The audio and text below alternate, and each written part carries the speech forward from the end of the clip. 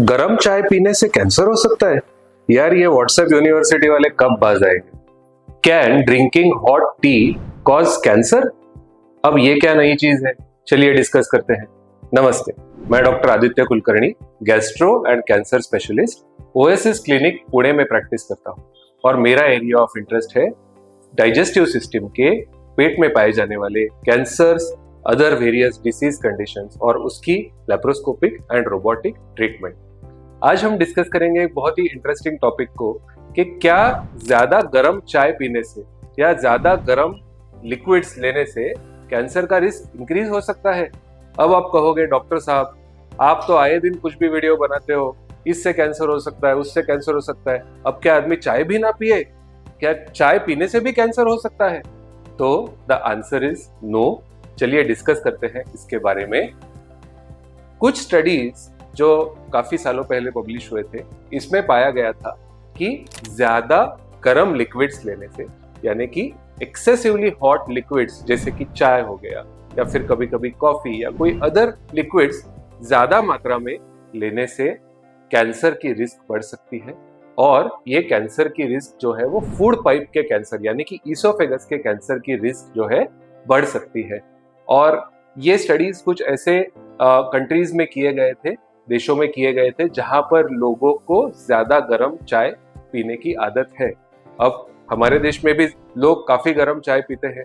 मेरे कई सारे रिलेटिव्स हैं जो चाय को जैसे ही गैस से उतारा उनको चाय गर्मा गर्म चाहिए होती है, और जैसे ही चाय को कप में डाला वो एक सिप में गटक जाते हैं चाय को, चाहे वो कितनी भी गर्म क्यों ना।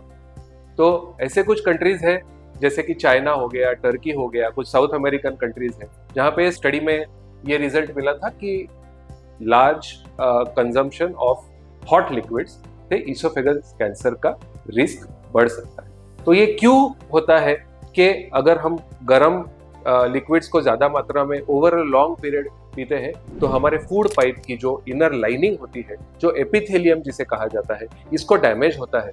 और जब ये डैमेज होता है तो वो कुछ सेल्स जो होते हैं उसकी डेथ हो जाती है और उन सेल्स के जगह पे नए सेल्स रिक्रिएट होते हैं, रिप्रोड्यूस होके वो सेल्स फिर से क्रिएट होते हैं। तो ये जो प्रोसेस होती है, अगर ओवर अ लॉन्ग पीरियड अगर ये चलती रहे, यानी कि उस एपिथेलियम को बार बार इरिटेशन होकर उस सेल्स के अंदर कुछ जेनेटिक चेंजेस हो जाए, तो ऐसे पेशेंट्स में कैंसर की रिस्क बढ़ सकती है।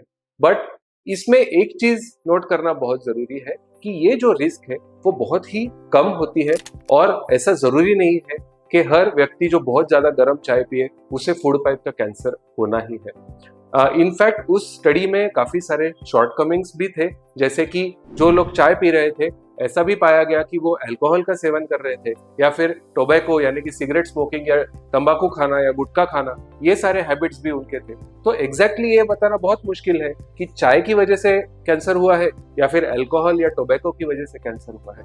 बट अगर हम एक रीजनेबल या सेफ्टी के हिसाब से अगर देखें तो बहुत ज्यादा गर्म चाय पीना अवॉइड करना चाहिए।